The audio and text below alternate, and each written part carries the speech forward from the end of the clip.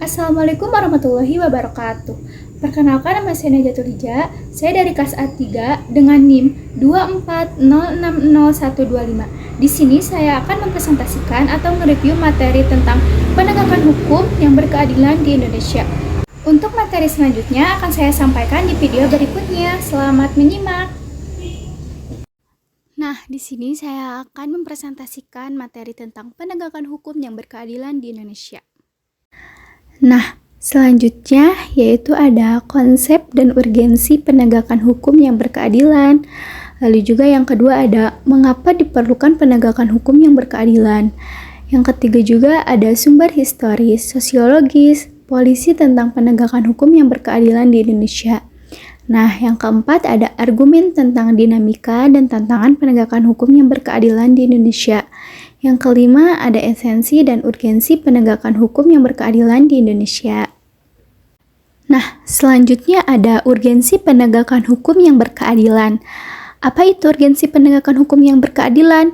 Yaitu urgensi penegakan hukum perlu diupayakan supaya tantangan di era global ini dapat terbangun argumennya tentang dinamika tantangan penegakan hukum yang berwawasan Nusantara yang penuh kesadaran dan berkeadilan. Demikian juga esensi dan urgensi penegakan hukum yang berkeadilan terhadap tantangan global.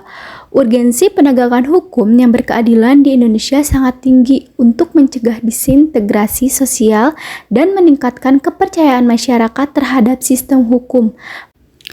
Penegakan hukum berkeadilan mencerminkan nilai Pancasila, khususnya keadilan sosial bagi seluruh rakyat. Hal ini juga penting untuk memastikan bahwa setiap individu diperlukan sama di hadapan hukum tanpa diskriminasi, kualitas penegakan hukum, integritas, dan transparansi dalam proses hukum merupakan faktor kunci yang perlu diperbaiki untuk mencapai tujuan ini. Tanpa penegakan hukum yang adil, kualitas sumber daya manusia dan kepercayaan masyarakat akan terancam.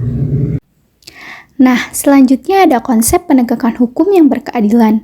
Konsep kesadaran hukum menurut Sukanto bahwa penegakan hukum dari yang terendah dengan yang tertinggi.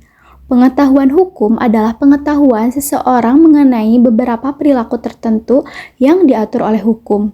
Ilmu pengetahuan tersebut dengan perilaku yang dilarangi atau perilaku yang diperbolehkan oleh hukum, seperti yang terlihat dalam masyarakat bahwa pada umumnya individu mengetahui bahwa membunuh, mencuri, berzina itu dilarang oleh hukum. Pemahaman hukum mengenai isi peraturan dan hukum tertentu. Nah, selanjutnya yaitu mengapa diperlukan penegakan hukum yang berkeadilan. Ada sejumlah permasalahan kehidupan dalam bermasyarakat, berbangsa, dan bernegara. Berikut ini beberapa yang terkait dengan problem atau masalah penegakan hukum adalah perilaku warga negara, khususnya oknum aparatur negara banyak yang belum baik, seperti masih ada praktik KKN, yaitu korupsi, kolusi, dan nepotisme. Kemudian ada praktik suap, perilaku premanisme, dan perilaku lain yang tidak terpuji. Selanjutnya yaitu masih ada potensi konflik dan kekerasan sosial, seperti syarat, tawuran, pelanggaran hak asasi manusia, etnosentris, dan lain sebagainya. Lalu, ada maraknya kasus-kasus ketidakadilan sosial dan hukum yang belum diselesaikan dan ditangani secara tuntas. Nah, selanjutnya yaitu ada penegakan hukum yang lemah, karena hukum di Indonesia itu bagaikan pisau yang tajam ke bawah tetapi tumpul ke atas. Nah, selanjutnya yaitu ada sumber historis, sosiologis, politis tentang penegakan hukum yang berkeadilan di Indonesia. Penegakan hukum yang berkeadilan di Indonesia dipengaruhi oleh faktor sejarah, sosiologis, dan politik. Secara historis, sistem hukum Indonesia terbentuk melalui proses yang panjang yang mencerminkan warisan kolonial dan reformasi pasca kemerdekaan. Dari sisi sosiologis, tantangan seperti korupsi dan ketidakadilan sosial dan perilaku aparat penegak hukum yang tidak etis menghambat keadilan secara politis.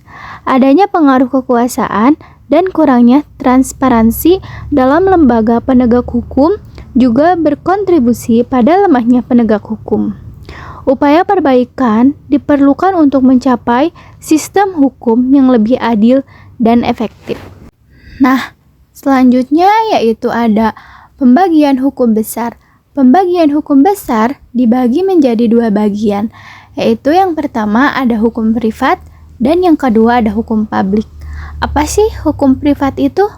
Hukum privat adalah mengatur hubungan antar individu. Tekanan kepentingan pribadi ini meliputi hukum perdata, hukum keluarga, dan hukum dagang. Dalam hukum privat, individu memiliki kedudukan yang setara dan dapat mengatur hak serta kewajiban mereka sendiri. Nah, yang kedua ada hukum publik. Apa sih hukum publik itu? Hukum publik mengatur hubungan antara negara dan individu, fokus pada kepentingan umum. Contohnya, termasuk hukum pidana, hukum tata negara, dan hukum administrasi negara. Ciri-cirinya mencakup penguasaan oleh negara dan tujuan untuk kepentingan masyarakat luas. Nah, selanjutnya menurut Gustav Rechbas, seorang ahli filsafat Jerman, menyatakan bahwa untuk menegakkan hukum ada 3 unsur, yaitu yang pertama ada keadilan, yang kedua kemanfaatan, dan yang ketiga ada kepastian hukum. Nah, yang pertama ada keadilan. Apa itu keadilan? Keadilan adalah hukum yang harus mencerminkan nilai-nilai keadilan dan bertujuan untuk mencapai keadilan dalam masyarakat. Yang kedua ada kemanfaatan. Kemanfaatan adalah hukum yang harus memberikan manfaat bagi masyarakat, berkontribusi pada kesejahteraan umum. Yang ketiga ada kepastian hukum. Kepastian hukum adalah hukum yang harus jelas dan dapat dipahami, memberikan kepastian bagi individu dalam menjalankan hak dan kewajibannya. Nah, selanjutnya yaitu lembaga penegakan hukum, yaitu ada kepolisian, kejaksaan, kehakiman, advokat, dan lembaga pemasyarakatan. Kepolisian bertugas memelihara keamanan, melakukan penyidikan, dan menangkap pelanggar hukum. Nah, kejaksaan mengikut sertakan dalam proses peradilan dan pelaksanaan pengadilan. Kehakiman yaitu mengadili perkara dan memastikan proses peradilan berjalan adil dan tidak memihak. Selanjutnya ada advokat, yaitu memberikan bantuan hukum kepada individu dan mewakili klien di pengadilan. Nah, yang kelima, lembaga pemasyarakatan, yaitu mengelola kompensasi dan reintegrasi mereka ke masyarakat. Nah, selanjutnya yaitu ada argumen tentang dinamika dan tantangan penegakan hukum yang berkeadilan di Indonesia. Keterpurukan penegakan hukum di Indonesia terletak pada faktor integritas aparat penegak hukum, aturan hukum yang tidak responsif, serta tidak diaplikasikannya nilai-nilai Pancasila, khususnya nilai kemanusiaan, nilai musyawarah untuk mufakat, dan nilai keadilan dalam penegakan hukum oleh aparat penegak hukum, sehingga menimbulkan ketidakpercayaan masyarakat terhadap penegakan hukum yang ada di Indonesia. Nah, selanjutnya yaitu ada esensi dan urgensi penegakan hukum yang berkeadilan di Indonesia. Penegak hukum bertujuan untuk mewujudkan peraturan hukum demi tercapainya ketertiban dan keadilan masyarakat. Apa yang tertera dalam peraturan hukum, pasal-pasal hukum material, sebagiannya dapat terwujud dalam proses pelaksanaan atau penegakan hukum di masyarakat. Dengan kata lain, penegak hukum pada dasarnya bertujuan untuk meningkatkan ketertiban dan kepastian hukum dalam masyarakat, sehingga masyarakat merasa memperoleh perlindungan akan hak-hak dan kewajibannya. Nah, yang terakhir ada kesimpulan.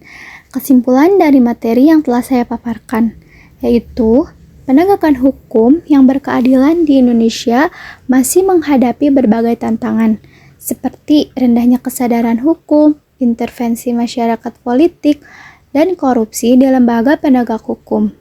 Keadilan harus ditegakkan tanpa diskriminasi, memastikan akses yang sama bagi semua individu. Upaya untuk meningkatkan penegakan hukum yang mencakup peningkatkan profesionalisme penegakan hukum, pendidikan hukum bagi masyarakat, dan reformasi peraturan yang ada. Dengan langkah-langkah ini, diharapkan penegakan hukum dapat lebih efektif dan adil menciptakan masyarakat yang tertib dan sejahtera. Sekian presentasi dari saya, mohon maaf bila ada kekurangan. Wassalamualaikum warahmatullahi wabarakatuh.